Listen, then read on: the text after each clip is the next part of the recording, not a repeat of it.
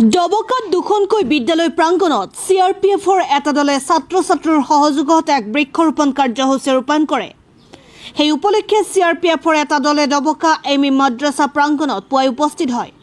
কেন্দ্ৰীয় ৰিজাৰ্ভ পুলিচৰ দলটোৰ নেতৃত্ব দিয়া বিষয়াগৰাকীয়ে বৰ্তমান সময়ত পৰিৱেশ আৰু জলবায়ুৰ পৰিৱৰ্তন গছ-গছনি নোহোৱাৰ বাবে হোৱা কথা ছাত্ৰ ছাত্ৰীৰ আগত বিষয়াগৰাকীয়ে উল্লেখ কৰে।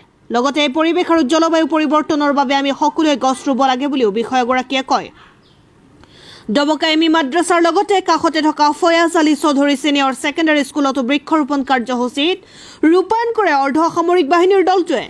ইফালে বিদ্যালয় দুখনত অৰ্ধসামৰিক বাহিনীৰ দলটোৱে বৃক্ষৰোপণৰ দৰে মহৎ কাৰ্য সম্পন্ন কৰাৰ বাবে সকলো সুখী বুলি সংবাদ মাধ্যমৰ আগত অৱগত কৰায় বিদ্যালয়ৰ শিক্ষক শিক্ষয়িত্ৰীৰ লগতে ছাত্ৰ ছাত্ৰী আৰু স্থানীয় ৰাইজে। বৃক্ষৰোপণ কাৰ্যসূচী ৰূপায়ণৰ পূৰ্বে বিদ্যালয় কৰ্তৃপক্ষৰ ফালৰ পৰা দলটোক উষ্ম আদৰণিও জনোৱা হয়। আজিৰ অনুষ্ঠানটো বহুত ভাল লাগিল। এনেকুৱা অনুষ্ঠান সঁচাই বহুত আদৰণীয় হয়।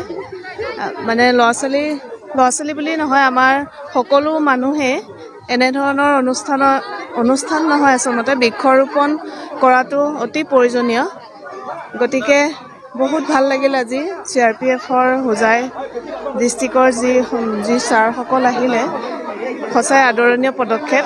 এনেধৰণৰ পদক্ষেপ আমাৰ চৰকাৰে ল'লেও বহুত ভাল হ'ব। এইটোতো চেণ্ট্ৰেল গভৰ্ণমেণ্টৰ পদক্ষেপ। আমাৰ অসম চৰকাৰে যদি এনেধৰণৰ পদক্ষেপ লয় বহুত ভাল লাগিব। হয়, ভাল লাগিছে আজিৰ এই অনুষ্ঠানত।